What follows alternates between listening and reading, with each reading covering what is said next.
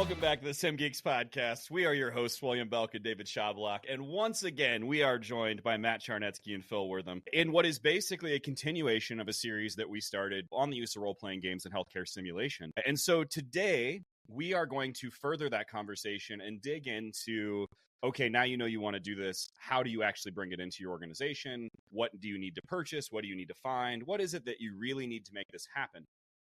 So, gentlemen, welcome back. And, you know, it feels like we just did this yesterday, although it's been a week. So it's been a long week. It's been a long week. I will say this. We've seen a lot of interaction with the content we put out last week. So I feel like this is definitely the needed next step. We've had people say like, oh, this is great. We've wanted to do this, but how do we get there? And just based on those responses we've seen come in through social media, random text messages, I mean, this is definitely that next step. Matt, I feel like you were about to say something. No, I was just going to ask if there were any class or race restrictions on being a simulation expert. Oof. Like, how do half trolls do or something? Yeah, no, I was thinking something along the lines of like +2 to innovation and creativity and -7 for OSHA. So with that, I feel like if anyone is listening to this, they probably heard last week's episode. They've listened to us talk about our background in using role-playing games as a team, using it for professional development, and really promoting empathy, team communication, teamwork, building, problem solving, etc. And so that next step, though, like we said, how do you get to that point? You got people you know you want to do this with, or maybe you're the only guy at work that's ever heard of this concept. What is it you need to take those initial steps to put together your first session, to find your first group? And I definitely have a lot of thoughts on this, but that's going to be my first question for our adventurers here. What is it that you guys see are the number one priorities if you're going to try and roll out a process for playing RPGs within your organization? I think willing participants is number one. I mean, you've got to either have willing participants or be the boss and force people to play role-playing games with you at work. But that's, number one for sure. Yeah, and maybe along that same line, I think that there's some value into the phrase I come back to constantly just in this field is the buyer has no imagination. And so being able to actually connect the line between we're playing this role-playing game and here's what we're gaining from it. You know, with a lot of the sim that we do with mannequins or standardized patients or whatever, we can Mr. Miyagi some stuff. We can kind of hide why we're doing it. And then, you know, it all comes out in the end because it's really obviously applicable. I think when we start getting into any of the atypical sims, but particularly something that, you know, either we were told when we were kids was against the law or just something it's more game-ish. I think that you've got to draw that line a little bit. No, I agree with you. I mentioned this in the last episode too, that like when I was growing up, this was frowned upon, right? We were I grew up more in the 90s than the 80s, David. But when we look back at that time frame, D&D was one of those things that was, you know, there had certain religious groups or other people that were just like, no, this is 100% never going to happen. This is evil. You can't really get involved in it. And so keeping in mind that not everything has to be D&D, there's a lot of role-playing games out there, but also that we may still deal with that type of belief system when we go to bring this up at work, because a lot of people were raised the same age we are. Maybe they're a little bit older and they were on the other side of that. And so we have to maybe tear down a few barriers or find another way to go about this of saying, okay, well, maybe it isn't Dungeons and Dragons. Let's look at some other role-playing game that everybody is comfortable with. And I do feel like there's an opportunity for us to talk on what some of those options are before we finish this session. So go ahead, Phil. No, I was just going to say, one of the things that I think is applicable to both simulation and role-playing games is holding the basic assumption, and not to get too far into being super serious, but, you know, hold the basic assumption of those that are in the role-playing game, because it may be weird to you. You're watching people get into character in some cases or roll dice to figure out what they're going to do next, but basic assumption of those that are in that game as well. You know, we're all skilled, we're intelligent, we want to improve. This is just a fun way to learn and to grow together as a team. Yeah, if people are coming to the table, contributing in whatever way that they are, and they're actively engaging and playing, regardless of how comfortable they are with fully committing into role playing versus the third person of like, oh, well, this character is going to go do that. The fact is they're still there and they're still contributing to the table. And I think you're absolutely right, making sure that we give everyone the benefit of the doubt. And I have a great story for that. The very first time we brought this to work for us, I had one guy that took a lot of convincing to join us. In fact, he repeatedly told me, man, I used to beat these kids up in high school. Like he was just, he was not having it. He wanted nothing to do with it. And, you know, we get into the game. I finally convinced him, like, dude, what do you have to lose? Come sit with us, right? Let's do this. So he shows up, and I swear to you guys, within 5 minutes, he was talking in voices. He was acting out actions. Like he was the most committed player at the table. Made me feel inadequate because I'm like, oh, I'm not even as good as that guy, right? But it was one of those situations that this guy just had to get over that barrier of, I'm embarrassed to be here. I'm not quite comfortable with this. And that's how we see this in simulation all the time. The more embarrassed or uncomfortable someone is, the more they're going to find fault with anything that you're doing, right? They're going to push back on, well, this scenario wasn't realistic enough, or if this had happened in real life, I would have acted differently. We know it's bullshit. It's just a defense mechanism. The same thing occurs here. And so giving him that prompt of like, look, dude, we're not allowed to judge. We're just going to go in and we're going to do this. In fact, my email to my team, I sent out like I did for you guys the very first time we played. I sent out this setting email of like, this is what's going to happen and here's how we're going to do it, and tried to put everyone in character.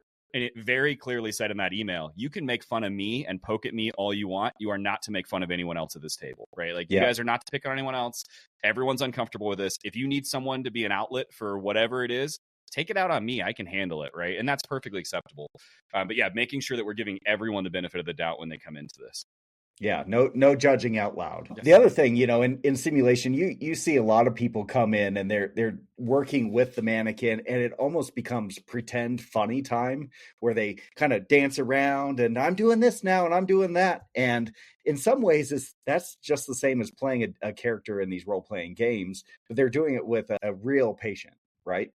You know, I think that might be a space though where this kind of thing can excel a little bit, and you can let them run with it a little bit and let them get that out. You know, you think about, I don't know if you guys have ever had this, but I mean, it's no different than the church giggles, I guess, right? That time when you're not supposed to, and now like there's nothing stopping you, and so maybe, and I think there's on the front end there's an opportunity for people to get out kind of the inappropriate, but then as you get deeper into it, then you start to have it and it's totally appropriate, but also doesn't really live within the same rules we started with. Yeah. And I think acknowledging that as the group gets more comfortable with each other and things like that, unless you're running an RPG that you have turned into real patient care, if you're running around slaying creatures and having adventures in the forest, giggling and poking fun at each other a little bit is a big part of building that team and that rapport. Yeah, absolutely. Yeah, and what I tell people too is HR doesn't necessarily exist within this room. It's usually after hours. We're a team. However, we are still at work, and you are still Vegas rules. The Vegas rules have come back to life. But within respect reason too, doesn't right? leave. Like at the same time, we are still teammates. We still have to go to work with each other tomorrow, and so the behavior still needs to be appropriate. So it's akin to me, like, oh, if the team goes out to a bar after work, it's a more relaxed environment. I feel that same way in this gaming session. I don't want it to be super formal. However, you can't cross lines still. Like there's certain things that we shouldn't be dealing with. And what is sexual harassment at the workplace still is sexual harassment in a fantasy setting, right? And so we need to be mindful of those things that may come up in a game amongst friends that aren't necessarily appropriate amongst coworkers, even if we're outside of the office when we do it. Yeah, so set or establish ground rules, or rules of engagement is probably number 2, or non-rules, because I think there's sometimes you don't want a rule for something, you want it to play out. No, that's a great point. And so, you know, we're talking about these things of, all right, what do we need to know before we do this? And so one of the first things that Phil brought up was making sure that you have willing participants.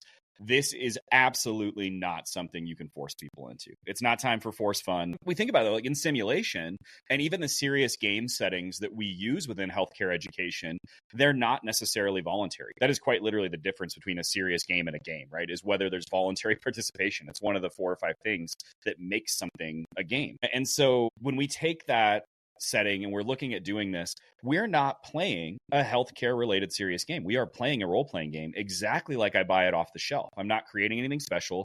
I'm going to the game store, I'm picking up what I want, and we're sitting down and playing it just as if we were to bust out a Monopoly board, right? And so it's not really a serious game. It doesn't fit into the educational games category, even though we are using it for professional development purposes. And because it is still an entertainment-based game, you have to have willing participants. You have to have voluntary participation. anyone that you force into this is not only going to have a bad time, but they're going to drag the rest of the group down with them. Yeah, and if they're not willing the first time around, I think hearing the stories afterwards, they'll be more likely to probably jump in because it sounds fun, and it is fun. I definitely had people come around afterwards. In fact, I had one person approach me one time and just say, "Hey, will you teach me how to play Dungeons and Dragons?" And I went, "Well, yeah, but why don't we bring other people from work in on this and we just run a session based around this, right?" And so that we're killing two birds with one stone. And so, yeah, you're absolutely right. So, we kind of have that concept handled. But what does it take to actually get this started? There's 1,000 different role-playing games out there. And I think the short answer for every single one of them is you need a rule set. Whether that's buying a D&D set that gets you started, whether that is going online and finding some kind of structured rule system or RPG that you can download a PDF or print something off. And to be perfectly fair, the open rules for D&D are free online, but it's like a 180-page PDF. So it's not exactly the most fun thing to read. And so what I've found for us recently, we've used it amongst this team. We've used one box set. Amongst my team, I use another one. Are basically just the El Cheapo D&D starter sets you buy at Target, right? And so the very first campaign that the four of us ran came out of what is called the Essentials Kit. And then there's also the Starter Kit. And the difference between these two things, and I have both of them on the shelf behind me, I might be able to reach them, is the Starter Kit that is currently available at Target is like $17-18, right? It is set up to take 6 players from level 1 to level 3. It's very, very short in the grand scheme of things, but it is a perfect introduction because it is a dumbed down rules book of only like 15, 20 pages, and then a little bit of a campaign guide that the DM has to read that goes through these first handful of interactions. You don't need a dungeon master guide. You don't need a monster manual. You don't need players' handbooks. The dice are in the box. And if your team doesn't want to go through the process of creating and generating their own characters, there's 6 pre-printed character sheets in the box, and you can just hand them out to people. And that's exactly what I did for my office the first time we did this. Whereas the Essentials Kit, which is where the 4 of us started initially, is a much more in-depth campaign. I think we made that campaign last 9 or 10 months. Like, it went a long time that we were able to run it. It goes up significantly higher in level. There's a lot more detail. The book is heavier and thicker. And it's like a $2 difference. So you're basically paying the same amount. It just depends on what you're trying to do. If you're looking for the easiest, fastest way to get to a table, I think the starter kit is the way to go. If you're already planning, like I've got a group of people that have committed to do this for the next 6, 8, 10, 12 weeks, then the Essentials kit's a better option. And again, that's specifically talking about D&D. So I'll let you guys kind of jump in. You've been on the receiving end of these kits. So tell me kind of what you think about that. I think one of the things that sticks out to me in that with both versions, you're right. The base rules are the place you need to start. I think there's also probably some value in, and I did this a couple of weeks ago, you can just Google, one-off adventures or short adventures with whatever role-playing game you've got, and you'll get a PDF that's 4 pages long that gives you some loose outlines or even some like specific steps, but it's something that's going to last you a couple of hours rather than a few months. And I think as we're talking about starting it, being able to do that and let people kind of dip their toe in it a little bit, I think that's a little bit less intimidating to folks. You're not asking them for this months-long commitment, or you don't find out, 3 months in that a person's like, this is dumb and I hate it. And now, the rest of the group is stuck because they were moving forward with this team member and all that. I don't really anticipate that happening, but having those options and so many free resources out there that I think you can lean on, that, like you said, the basic rules of combat saving throws and kind of the different checks that are out there, the rules on how to build your character. And after that, it's really pretty easy to modify, make up, or variate however you want. It's called running on the fly, not making it up. But so sorry. How dare? I think it brings up a point that I think what stops a lot of people is A, the rules, and B, the time commitment. And so I think it's important to talk about that these campaigns can last for a long time, right? They can go for months, or they could be hours long, but you can stop or pause the campaign anytime you want, right? And so we sure have. Yeah, we have, absolutely. Yeah, no, we have, and we've stopped in the middle of combat before and said, hey, our time's up for the week. We're going to come back to this in a week or two and pick it up. And so, yeah, you're absolutely right. It doesn't have to be something that you finish entirely, and you don't have to finish it with the same group of people. I don't know if you guys have seen that like web article on the guy that's run the same D&D campaign for like 40 effing years. Have you guys seen this? No. So this crazy bastard started this thing like in the 80s, and over time, as characters have died, those players exit his table, and he brings in new people that the new players met somebody in a bar. And so for 40 something years, they're late high 30s, whatever it is, he's run Real the exact years. same campaign. Real years. This guy has been running this campaign for ages, and players come and go. The same thing is true for us. So, to Matt's point, someone's 2-3 months in is like, I really fucking hate this. I am not happy. I don't enjoy it. I'm only doing it because Matt expects me to. You can absolutely let those people out of that commitment, right? And if you have another player that wants their spot at the table, well, that player just magically met them in a pub one night, right? Like, you just find a way to build them into the campaign, and they pick up where they left off. We're not talking about being hardcore RPG rule followers. We are talking about a professional development and team building activity amongst educators or sim team. Yeah, So and people who may never play it again, right? This might be a one-off deal. And I think we keep coming back to D&D because it is one of the oldest, it is the most consistent, and the amount of free resources or resources to make it easy. And I really think those are two big differences, or, it should be differentiated of there's a lot of free things and there's a lot of things to make it really easy, because character creation I've seen become a stumbling block. Oh, I don't want to go through that. It takes hours and blah, blah, blah. You know what? There's a whole lot of resources that I go, click, click, click, done. And gentlemen, we are not as invested or as experienced as one of us in this room. How many before Omaha emailed or created our characters quickly on the fly as we walked in the Airbnb so we had it ready? Maybe it was a little more than that, but not much. So ways to make it easy. And you want to...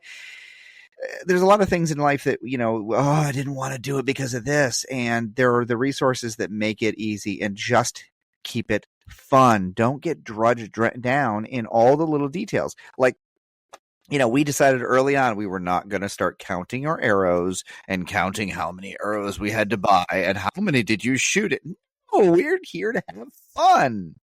Oh, yeah. We're just trying to have some effing fun. It's pretty remarkable how Phil has like 1,000 magic missile spell slots. Yeah. Like, he knows one spell, but he knows it 1,000 times over. Yeah, and it works really well. That's as far as I've gotten. Resources. This is a great example. Like I said, the D&D rules are available for free to download.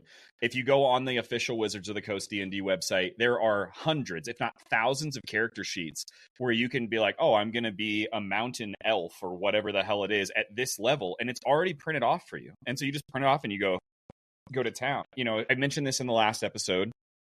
If you are the person at your organization that really cares about this, you're likely going to end up playing the Dungeon Master. Like, you just don't have a choice, right? Whoever wants to see this through the most is going to be the person who falls into that role. And so a lot of times, like I said, when I set the table for my people at work, I went and got on Amazon and picked up like 15 sets of polyhedral dice. And because I bought them in bulk, I got them for like $1 a set. And so everybody that came to the table left with their character sheet that I printed off for them, as well as their dice. They had no prep work whatsoever before they came to the table. And we just started from square one, assuming nobody knew anything about the rules and that we were just going to have fun and deal with it as we went along. I think I did the same thing for the three of you when we first started. I think I made all three of your characters. And so when we set that up, keep in mind that there's a lot of resources out there that are already done for you, that are free and you can access, and you could be playing this afternoon if you really wanted to. And on the flip side of that, there's a lot of things we don't necessarily think about that roll into role-playing games too, something along the lines of like ChatGPT or Claude, being able to use AI and just say, look, I want this type of character at this level, and I want this background story. And instead of spending hours writing it, it just spits it out in 15 seconds. And I look over and go, oh, that's cool. And I copy it over. And I know that we've allowed that within our group more than once when it came to assigning skill points of, you know what, I'm just going to ask ChatGPT where to put it. That's perfectly fine. This is not meant to be a super serious exercise. So whether you're starting from free shit you print off the internet, or whether you are digging in and buying a box set, or whether you're going all in and buying a set of books, which can get very expensive, but owning the books really does open you up to all of those campaigns like Phil was talking about. Being able to say, I'm going to buy a DM's guide player's handbook, I'm going to buy a monster manual, and then from there I can buy any campaign I want and be able to run it out of that set of rules that I have. But now we're talking $100 to $200 worth of investment versus $17 at Target when I'm just picking up groceries. So there's a big difference there. And then, of course, the cheapest options being Villet. Now, I do want to talk about a couple other games. We talk a lot about D&D. It's the game that we play. It is the most common, which makes it almost synonymous. Like we were able to say that along the use of RPG, and we use that. But there are other options. And depending on what you're trying to accomplish, there are other games may better fit. So we talk about the whole satanic panic thing, and people may be uncomfortable with D&D. If you want a game that is old school style D&D, but doesn't have that name or that reputation, Pathfinder is exactly what you're looking for. And Pathfinder is built around like the third and a half edition of D&D, but it's a fantastic game. On top of that, it has a lot of different player stuff that we don't necessarily see. And so I don't know if anyone's familiar with Critical Role. Did any of you guys actually watch Critical Role or any of their stuff? So there's a bunch of famous voice actors that play D&D on YouTube, and they've been doing it for 10 years now. They actually crossed over from a Pathfinder campaign and picked up D&D. I don't remember what their reasoning was, but I'm sure it was contractually something to do with them streaming somebody else's product. And so one of their players was a gunslinger. Well, there are no guns in Dungeons & Dragons, at least not in the standard setting. And so they were able to basically create their own rules around this one character and say, you know what? We know this doesn't exist in D&D, but he already has this character. He's already playing through it. We are going to make that work. And it just reemphasizes what I was talking about earlier. It doesn't matter. You can make up whatever rules you want. You can make this fit your group. And so Pathfinder's out there.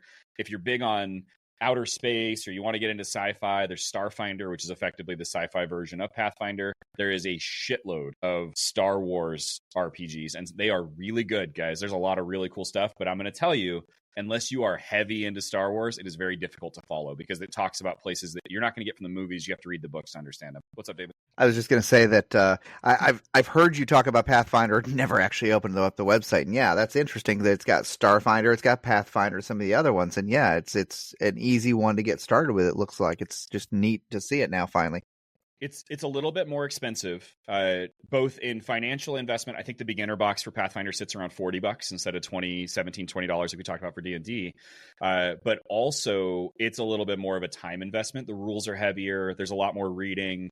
And so, again, it's perfect if you have the right DM, but it also is one of those games that your players aren't going to be able to just walk up to the table and jump right in without ever having read a player's handbook or looking at anything. So Pathfinder is one that you're going to have a more dedicated team. I think us as a group, we probably should look at doing a Pathfinder campaign now that we're a bit more into it. But just keep in mind that if you're just getting started out, Pathfinder is a great opportunity, but it is going to require more work from you as the game master. So remember, Dungeon Master is owned by D&D, so you're a game master if you're playing Pathfinder. And then the same thing is true, like I said, of the Star Wars games. I talked last week about the Magical Kitties game or whatever the hell that is, right? And so there's a lot of these other RPGs. I'm not, you guys. No, hold on. I sent it what to you. What is the game master called in the Magical Kitty Orphanage game? Oh my God, it has to be Game Master. I'm sure of it. Hold on.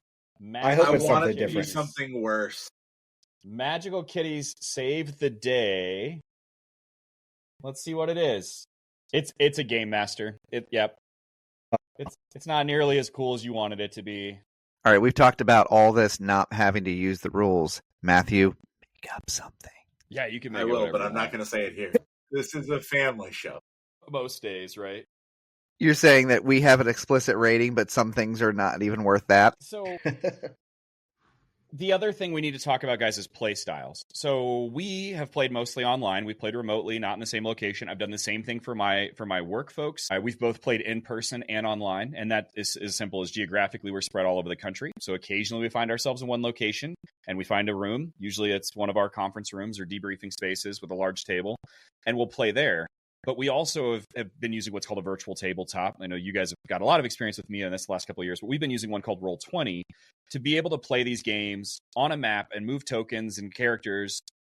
But the real benefit to Roll20 is more than having the mapping and moving the characters around. For us, it's been that the rules are built into it. So the campaign and everything are right there. The maps match the campaign. The last thing, and we haven't really talked about this ever, and I know I haven't had to use this for work, but Theater of the Mind is still very much a viable way to run these. You don't need a map. You don't need a bunch of miniatures. You don't need an online computer program. All you really need to run these games is dice, paper, and pencil, right? And you can sit down and you imagine and you talk through these situations without actually having a map that shows you where you're at in space. And you guys just have to understand where you are. Again, it requires a little more imagination. So if you have some pretty rigid people on your team, that might be a little rough. But we are working in simulation. So we should have a lot of people that are at least capable of doing that, imaginative learning or explanation. So you're saying we don't need 150 print hours and 5 spools of filament? No, we definitely don't. We were talking about earlier. 15 kilos to print off a giant pub. Just to clarify for those of you at home who can't quite imagine what we're talking about, Will managed to find the most complicated 3D prints of essentially a Dungeons & Dragons dollhouse and suggested that perhaps David should 3D print it for all of us. I agree. I'm totally on board with you, Will. There it is. That's true. It was Phil that found it, and it was me that said, hey, David should print one of these for each of us. But I mean, it's like $300 worth of filament just to print the damn thing off, and 150 hours worth of printing. Oh my. Yeah, it's out David, of control. We should just splice that into the video. Yeah, it's 93 pieces. I mean, it's I had seen it before when you posted it, and I was like, oh god, if you guys want me to print this, I can't say no, but damn. See, for me, it's not having it, it's putting it together that would be awesome. Like, I put it together, and then somebody else could have it, because I have no room for it. But yeah. Maybe we treat this like Transformers, and we each get 25% of it, and only when we're all together can we build the one super Dungeons and Dragons. With our powers combined. That's right. Our rings all light up at the same time, and it'd be super awesome. I was thinking, has anybody seen, maybe Will has, because he's done this quite often, but seen anybody take this and make it so real that they actually bring their dice to a code to figure out what they're going to do?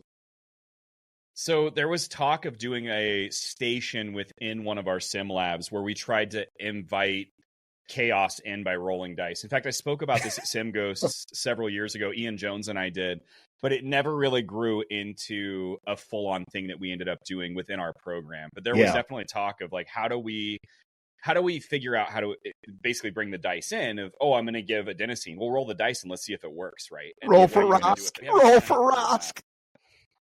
No, I like this. It's idea. Cool. I want to take it a step further. I think we should make a series of dice that make it so you can create your scenario with the dice. So you roll the dice and it'll be like, it's a cardiac scenario with, cerebral involvement, with quadriplegic, different, 6 different die that have different conditions on them. And you've got a standardized patient. What I'm talking about and where this has come from. That's a big damn Twinkie. I'm trying to hold my face in check, and I know it's not happening, but we all know where these dice already exist. So if you're looking for dice that'll line out certain circumstances and positions, I'm sure we could find those somewhere. So I think it's time to roll for a question. Oh yeah, I'm getting fucking canceled for this one. So we had a good run with the SimGeeks podcast. So the answer is yes. And I will take it a step further, Matt. We don't even need to create the dice to do that, right? We don't have separate dice for different abilities. We roll the dice and the probability is what comes up. So you could simply say, hey, you're going to roll a D10. And if it's a 2 or a 3, it's this. If it's a 4 or 5, it's this. So really, you don't need to create the dice, although they would be cool. You need to create the rule set, right? And that plays right back into what we're talking about of this is how we decide what a roll on the dice means. And then if you wanted to, you absolutely could invest in somebody making custom dice. But the basis of what you're talking about is quite literally character creation. I mean, that's how we create our characters is I'm going to roll these D6 and it's going to tell me how many points I have to assign for this. And then I'm going to roll these and it's going to tell me how many points I have to assign for this. So the concept is perfect. I mean, it exists. We could use it, all the other dice jokes aside and me getting tongue-tied because I was laughing. But speaking of dice and tongue-tied, but when we get a little bit further into it, that concept is exactly what we're doing when we roll characters. It's exactly what we're doing when we're going through these problem-solving situations or we're resolving combat. You're basically saying, I'm going to trust chance to answer this question for me. And your modifiers that your character has, whether you're +2 for intelligence or -1 for dexterity, those come either add to your dice or they take away from your dice rolls to say, you know what? you can't be the smartest guy in the world and also be able to jump 500 feet over a river, right? Like you're either super intelligent and poorly athletic because you have to have some kind of balance, or maybe you're like the biggest, baddest, like toughest guy out there, but because you're so big and you're so strong, you're a little bit slow. There's some give and take in it. And so I think building your rule set of like, I'm going to create scenarios using dice. Here's where it's appropriate to roll for those. Like in an MCI, how many patients do I have? How many fall into each category? Those kind of things, absolutely what you're talking about works perfectly. And I feel like we already do that to some extent. We just never really applied physical dice to it. So all of that, and I'm going to tie us back a little bit. I want you guys, let's go back and talk about that different play styles, right? Like being able to get into these games, the difference between being in person and being online, and whether those are personal characteristics or communication. Like, I want to hear that. What's the benefits and what are the negatives for each of these play styles for you guys? I think online, I mean, that's the one we're most familiar with, right? We spent the most time doing that together, at least. And I liked it because we were able to consistently do it. But I will say there were plenty of times that I was just not as in it as I could have been otherwise. Other stuff going on at home, different alerts and alarms and things, because you're in front of your computer, right? So no matter how much I try and turn everything off, I'm still going to get some updates here and there, whatever. And so for me, that was a little tricky. In person, it was honestly more fun in many respects because it was just, we were just all in it. And there were layers to that too, right? Because when we got to play in person, it was because we had 3 of the 4 of us had managed to get an Airbnb together. So it was just like layers upon layers of just mayhem. And we had plenty of space. Like it was a really good Airbnb setup for that. So we were able to spread out and play and do all that. So it's, pluses and minuses to each, but I definitely, if the option is available, I do prefer in person. Yeah, and this last year, I think it was it Ghost? We did kind of a hybrid approach where some of us were at the conference and I think Matt wasn't that year. And so we kind of did it with a webcam and a board. And the worst table ever. Do you guys And remember the worst that? table ever. So the first year we had that massive like dining table and it was amazing. Yep. And this last year we were in somebody's space and it was like a closet with a little square, like 1.5 foot by 1.5 foot end table we were trying to play on. So it was definitely a different experience trying to go back and forth between the two of them. But the pizza was good. Yeah. Yes. Yeah. Both times we did pizza. I thought about this. We did pizza both times. Both times. Because it's pizza. That's right. True. I would also actually add to that, hybrid is definitely my least favorite. Yeah, that sucks. And I say that as the person who was remote, a third of the time, all I could hear was you guys laughing, maybe. And then or like the camera would fall over or stopped working completely. And I'd be like, I don't know what's going on. Yeah, the hybrid thing sucks because like when we're together online or we're together in person, like we're together, right? When we had the hybrid thing going on, we weren't together. And it was very obvious because 3 of us are in the room and the 4th person is somewhere else talking through a microphone on a little screen on a computer, right? And so I agree. I think the hybrid, it works for what it is. And I think I could make that work very well for my professional setting for work if I needed to with the overhead camera and it also sucked around the little table, but on like our conference room table, I think I could make that work pretty well if I needed to for work. But for the 4 of us and our style of play and the fact that we get together and this is kind of our time we spend together every year, it really highlighted the fact that you weren't there. And that part. Yeah, it did. I think that it's the same ranking for running simulation. Your typical simulation sessions, hybrid. Yeah, it's okay. It doesn't really work that well, in my opinion. If you're fully virtual or you're fully all on site together, it's much better. So when we talk about this whole theater of the mind versus maps and minis, we're on a tabletop, speaking specifically to playing in person. And I assume most people that are going to bring this to their office, their first few sessions will most likely be in person. And if they move online later or their team is spread out across the country, I'm happy to dig in to help anybody they want with getting set up on any one of 1,000 VTT programs or virtual tabletops. But the big difference here is theater of the mind with the box sets we talked about. You just walk in and you start playing. If we're talking maps and minis, things start to get very expensive because you need to purchase a map and you need specific wet erasable markers because there's certain colors that you just can't use otherwise. And then you need miniatures to represent everybody. Now, there are ways around this. Matt and I both have basically token systems that represent miniatures and represent terrain, and that's become a super great way to do it, but there is still a cost involved. Whereas the theater of the mind, or the initial map setup that we use when I started doing this for my office, is I took one of those big 3M, the peel off tablets that you draw on, that I don't know, what do they call, the slate?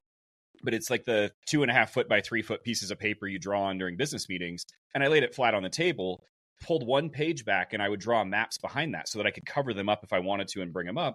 That was about the cheapest way I could do it.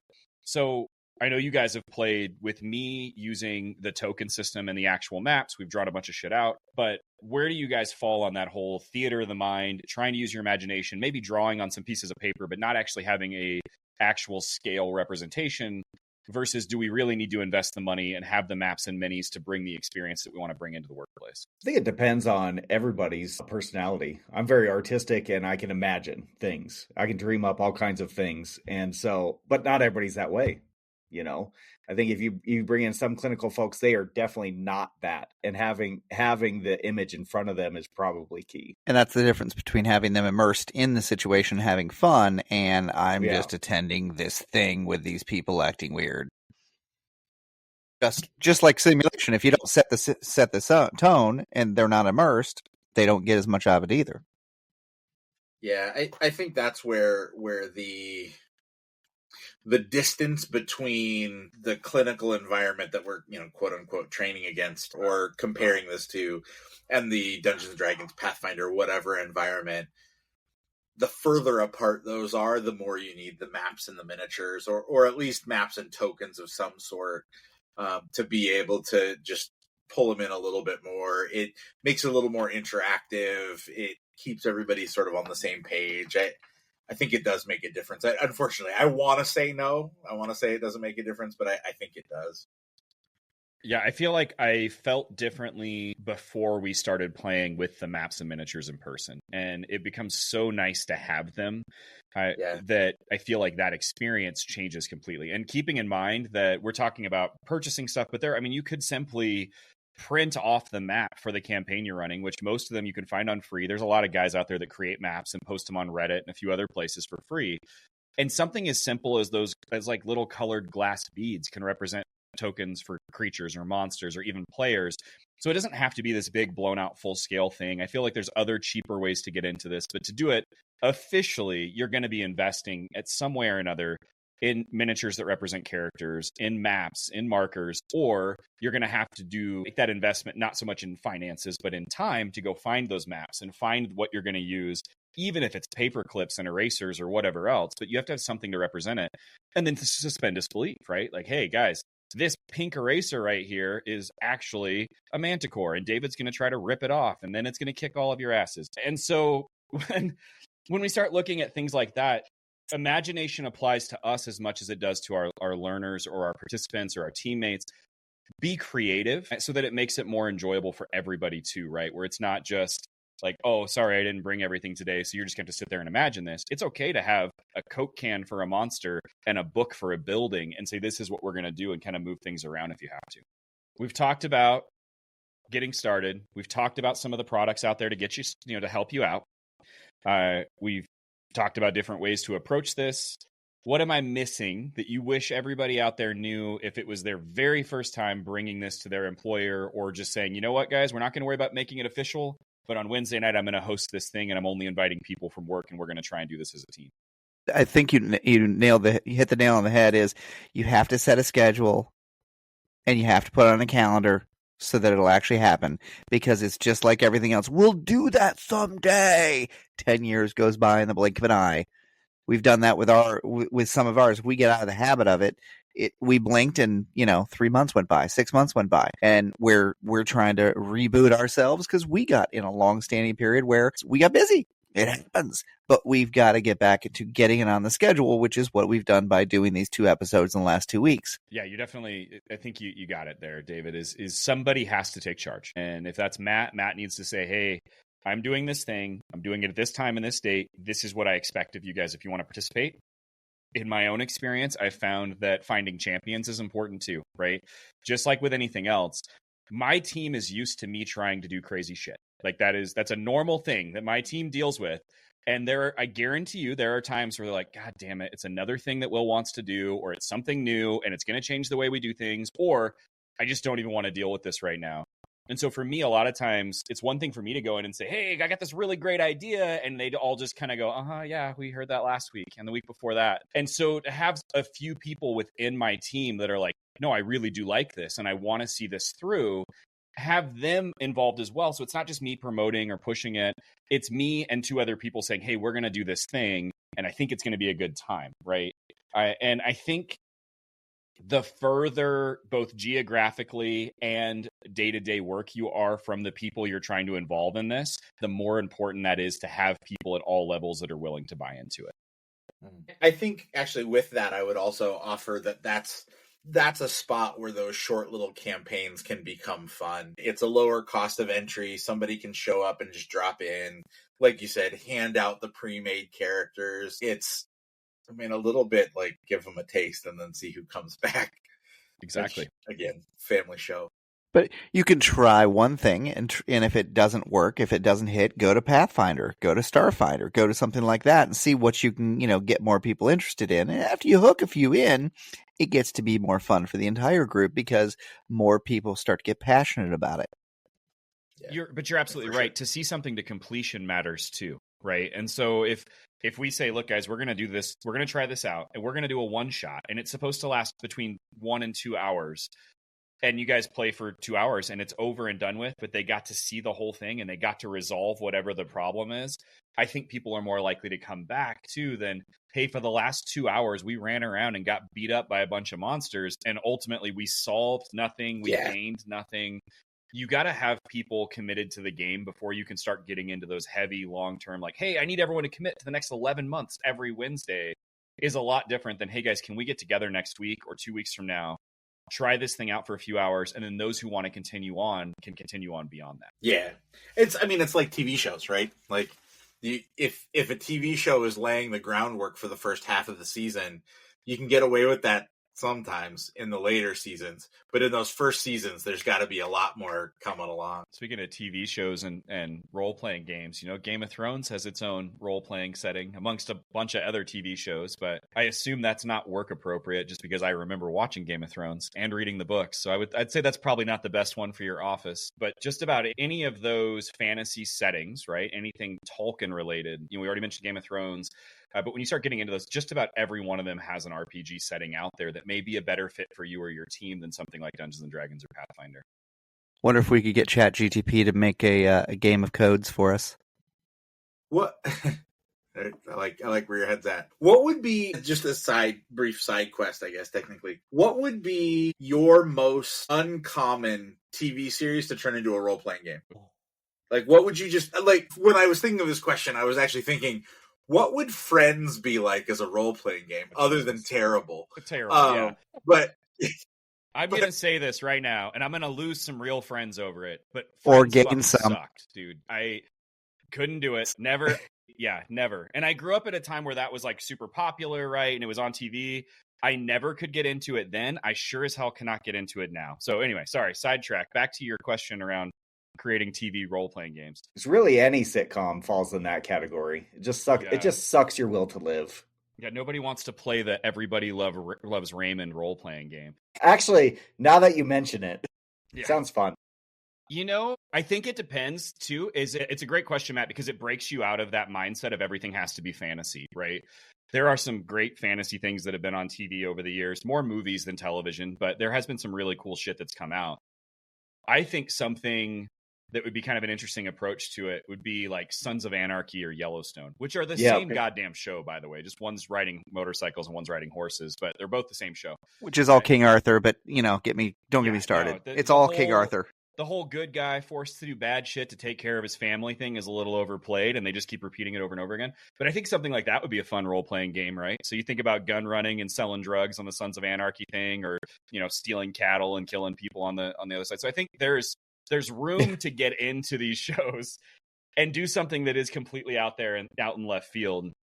that isn't I feel necessarily like just fantasy. we just got a glimpse into Will's soul. Oh, I know.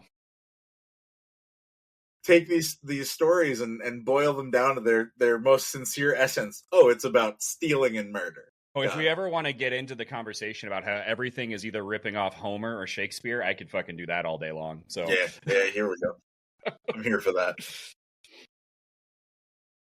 Phil, what do you got? What's your TV show or movie turned into a role-playing game?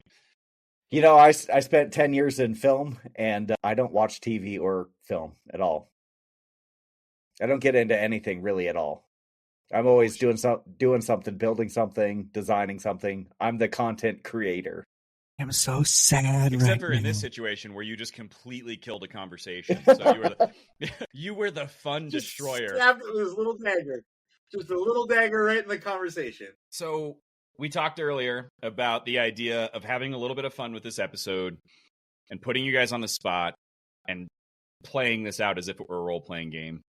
I think each of you has dice, either electronically or physically, at your disposal, and so we're gonna have some fun with this. A gelatinous cube of questions has entered the chat, right? And you guys are having to face this thing down. And so what I need you to do is each of you are going to roll initiative to see in what order you are going to take on my giant ball of questions. I got a 9. I got a 19. I got a 13. All right, so initiative's going to Phil. Does winning initiative mean That's go what? first? Yeah, I think high roll gets to decide who gets to go first in combat, right? So the idea being that if you strike first, you're usually better off.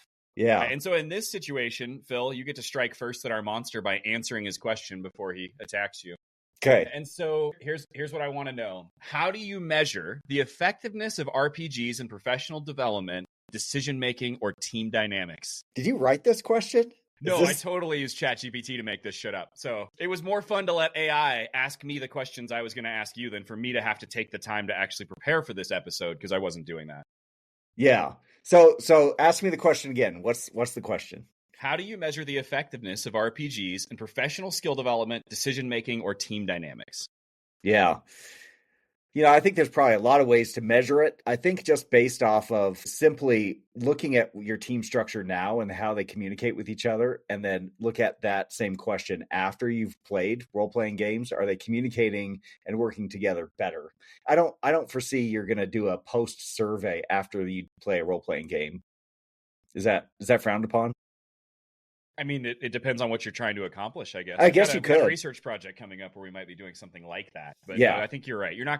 We're not trying to create this in a way that is like, hey, you have to do this for your job. You're being evaluated. And so you're absolutely right. Putting some kind of quiz or bullshit into it is not ideal. You're going to have to find other ways to assess that. Yeah. I mean, I've had employees where they totally do not get along with each other. They don't understand each other. It's always something, right? They'll come into your office and there's some weird dynamic going on all the time. And then you do something that is like a team building activity, or you go bowling, or you throw axes or whatever it is, not at each other.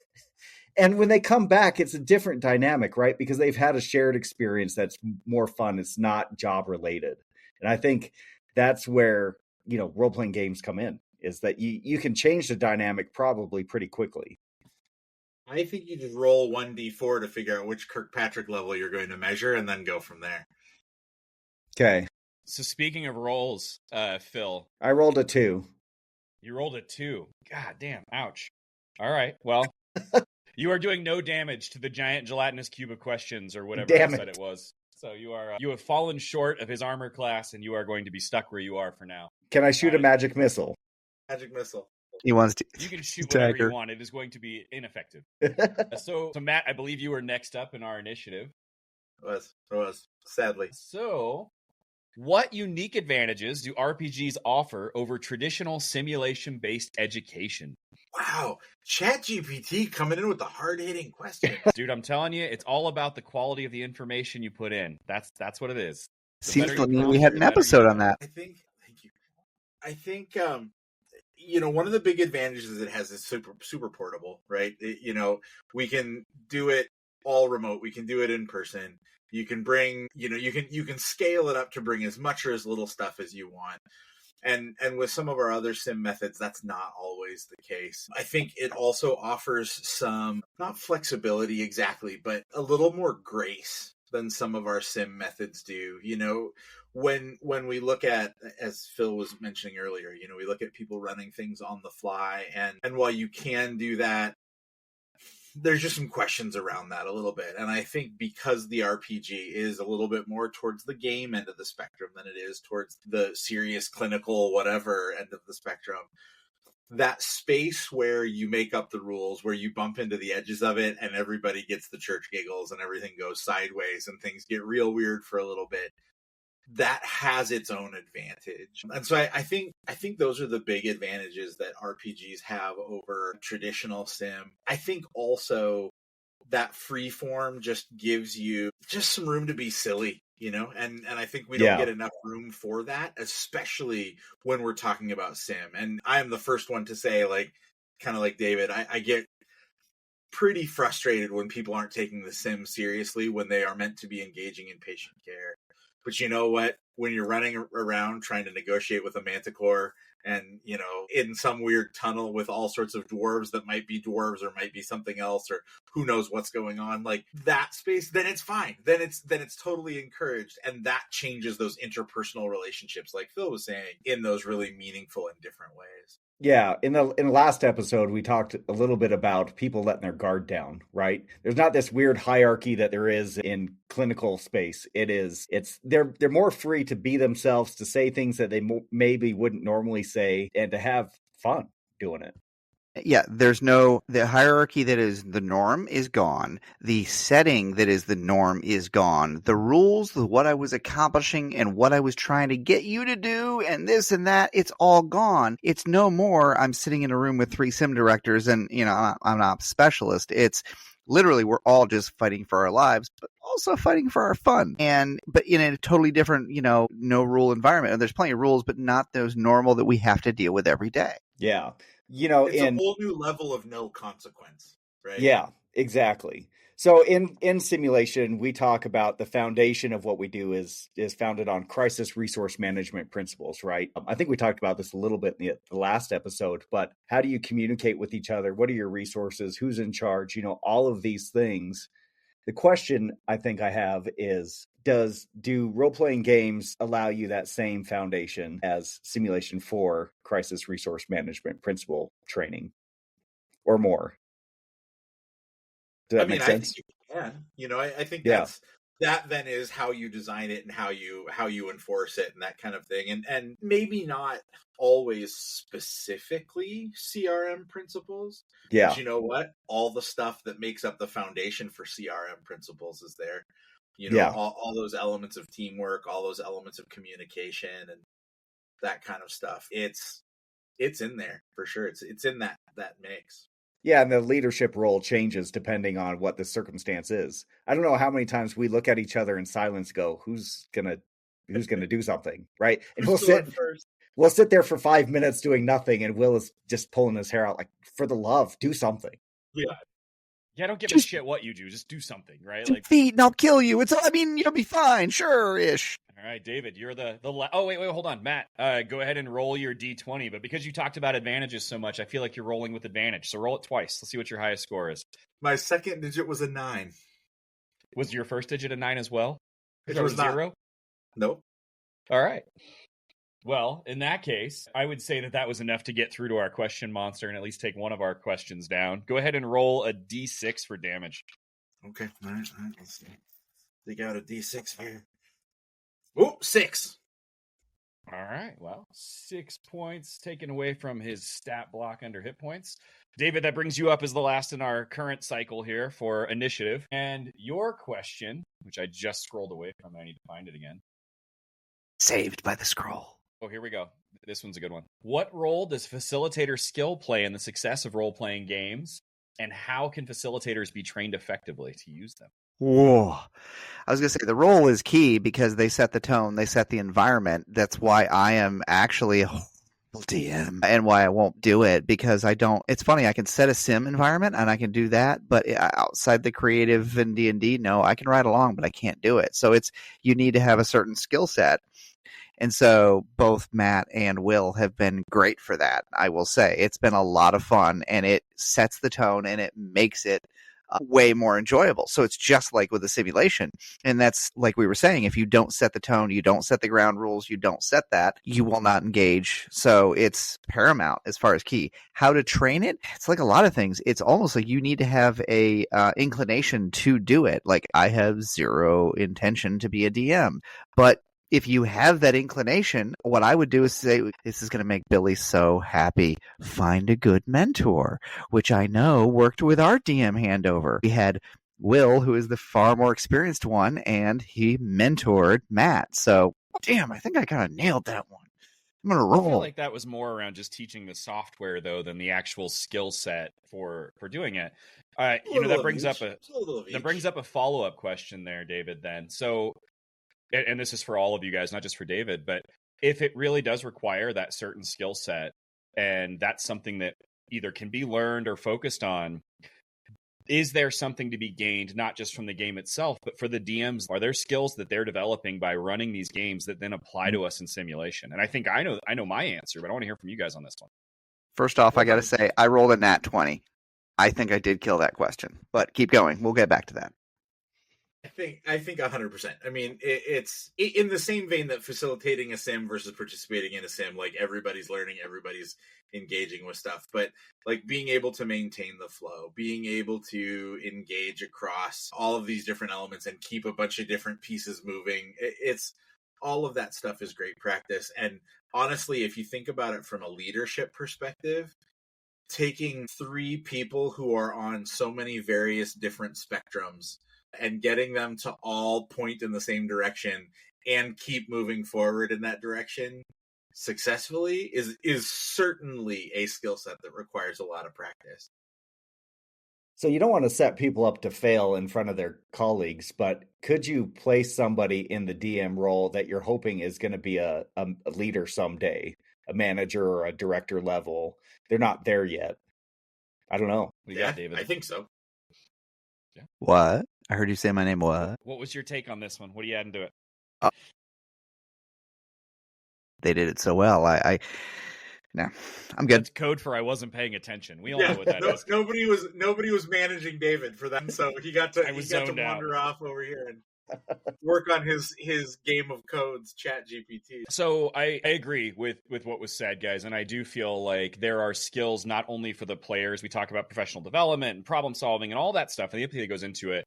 But there are skills that it takes, whether you have them now or whether you develop them, to be a dungeon master and being a storyteller and setting scenes. Those skills directly apply to what we do every day. I mean, I don't think there's any denying. It's just like we've seen some excellent people in healthcare simulation that don't have clinical backgrounds, but come from something like theater, right? Phil's background is in film.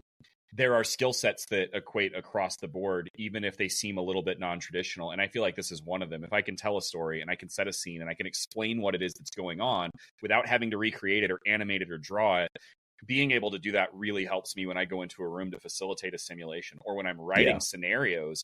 I have that creativity, if you will, of sitting down and saying, well, I'm not just writing a scenario about what's wrong with this patient. I'm developing an environment. I'm creating a setting. I'm putting them. Who else is in the room? What are those people going to behave as? All of those things come into play when you're trying to run a campaign like this, because you're not just facing one person at a time. You might be in a busy room and you might be trying to eavesdrop on a conversation at a bar that's happening 2 tables over while constantly watching the guy at the other end of the bar who looks like he's about to take your head off.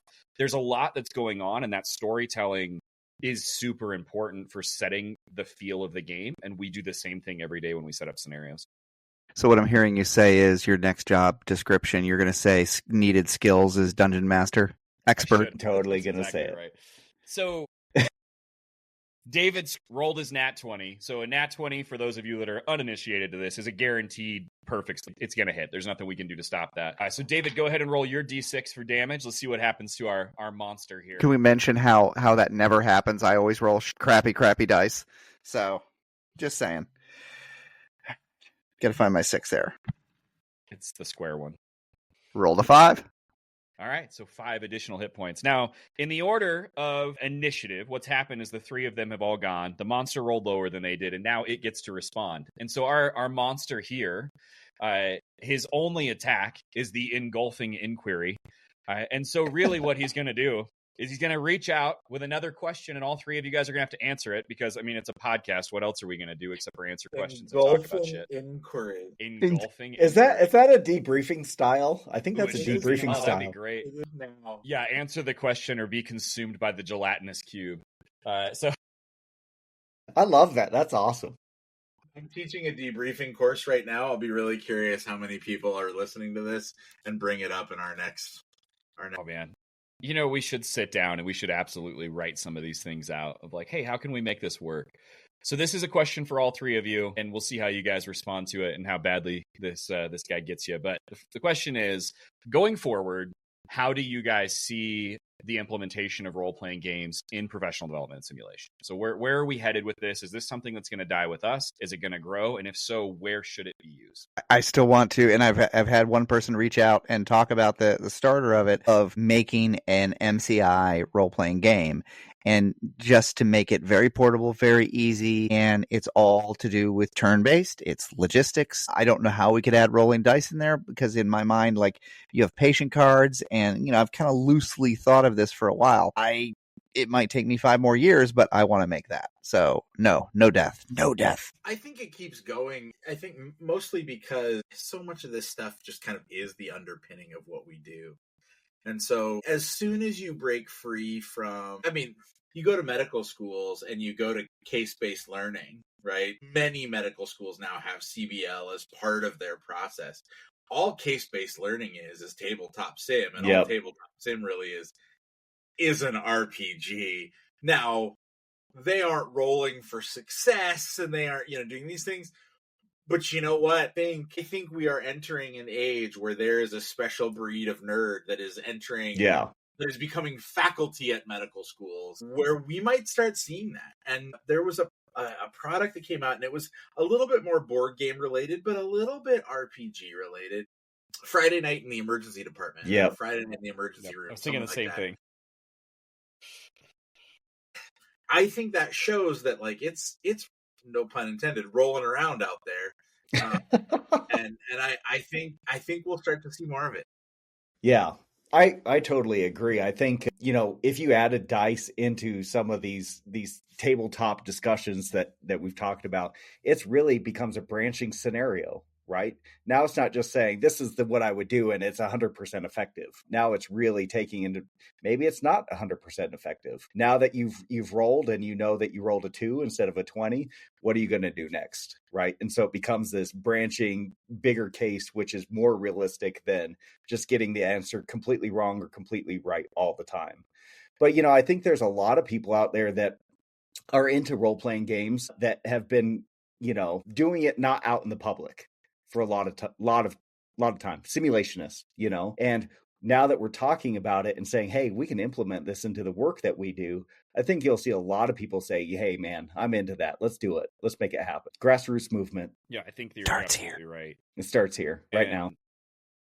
The decisions we make in healthcare don't always go the way that we want them to. And so exactly. being able to add some chaos back in by adding elements of role-playing games into our scenarios is like, we talked about this already earlier in this episode, but that's 100% realistic. I use the example of adenosine, even in ACLS. It's like, oh, we're going to push it. If it didn't work, okay, we're going to double it and try it again. Well, who decides whether it works the first time or not?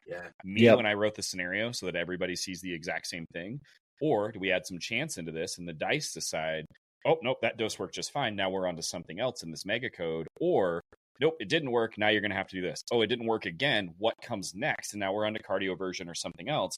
But that way, everyone who goes through that scenario has a different experience and sees things differently. I really like that. And I think that presents then an opportunity. Let's grow this thing into something bigger. Then you can do your M&M conference on your simulations, because now everybody's coming with a slightly different experience. And then you can, let's throw buzzwords in. Let's go. You can start doing your peer-to-peer learning by having folks debriefing the case they had that started the same but came out differently based on the roles. And now you have an opportunity for those folks to talk to each other about, like, what do you do when the adenosine doesn't work? What do you do when the first shot doesn't work? You know, you have one person in the corner who's like, I don't know, it just worked for me every single time. And they're like, yeah, that's never going to happen again. You're welcome. But you know, what a cool way to scaffold in a totally different learning opportunity, and to give people then the opportunity to practice a thing they'll have to do in the future in that low consequence environment, because now they're presenting to an M, but it's a simulated M. So like all of those pieces now become practice for future. I dig it. All right. No, that's great. So here's what we're going to do. You guys are all going to take a saving throw to see if you get sucked into the gelatinous ooze, or whatever the hell we called it, engulfing inquiry. So let's do a dexterity roll and see what happens. You want a 20-sider? The highest roll for all three of you. Yeah, you want a 20-sider? Okay, 12. I got 17. I also got a 17. Yes, right. We're so twins. We're gonna say that you were able to sidestep our ooze friend here. As you stepped aside, he just rolled himself right into a giant hole, and you guys are completely rid of his problems. So we can move on from this. I think we beat this horse to death. We'll leave that one alone. No, guys, this has been fun, right? And just like last week, we didn't really come into it with a huge structure, and so I know we've been all over the fucking place, but that's not completely abnormal for us as people to begin with. And so before we tie this up, we're sitting about an hour and 15 minutes by the time this is all said and done. Is there anything we haven't talked about? Is there anything about how do we get this started? What is there that you need to know before you try this? Is there anything negative about it? What is it that we want people to know right now from this episode? If they didn't listen to the last 90 minutes or whatever it is, they only listen to this next 2.5. What do we got? Honestly, I think what we learned out of the first episode is it's not just us, because we got reached out by so many people. So first off, one thing we didn't get to say earlier is thank you, because that was awesome. It lets us know we're doing something right and something you guys want to see. But so find a champion that's going to help you with this, because if you don't feel empowered or don't know where to, start, I guess we're going to talk back to Billy's mentorship. Find yourself a mentor, find yourself somebody that's passionate about this and somebody that can help you, guide you along. So I am going to just to kind of add on, we've talked about a lot of different products and different games and stuff throughout the last hour and change.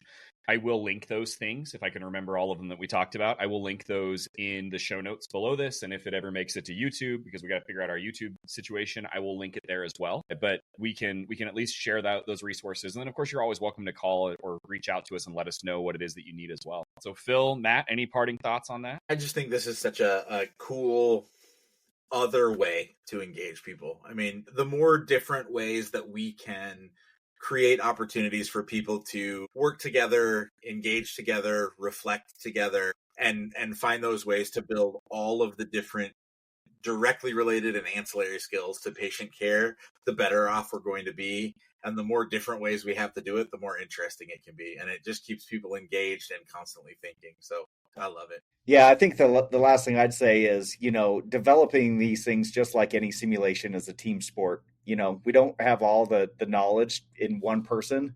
Get a team together, build the cases or the scenarios or the campaign that you're going to run, and do it. Make it happen. And to that point too, don't forget there is countless resources available. You could never write a campaign in your life and play weekly until you die. Like, there's just so much information out there. Just within the hardback books of this edition, I think I have like 30 something books on the shelf that are things you can buy and run out of that book and run the campaign, and it has all the information you need to run it, or it references back to some other book that you have. Or get online like we talked about, go to something like Drive Through RPG, which is a bunch of just random dudes promoting stuff. They write something and then they sell it for a couple dollars in a PDF format. There's so much information out there that you may never have to write anything in your whole life and just learn to play by the rules and then run these campaigns. Or you may get really into that whole homebrew concept and say, I really want to make a campaign that applies closer to what we do at work. Whether it's fantasy, whether it's healthcare, doesn't matter. So I'm going to spend some time writing this. And then if that's the case, there's a ton of resources out there for that as well. You just got to dig a little bit deeper and put the effort into it. It's like writing a paper. If you're willing to write the paper, then you can turn around and play it. All right. Well, guys, I think we've wound this one down. I'm definitely going to be doing some editing to get this ironed out. But this has been fun. We've talked about doing this for a long time. We had the little short preview last week. We put a little bit more time into it this week. And I assume we're all going to try and get back together next week and actually play D&D instead of just fucking talking about it.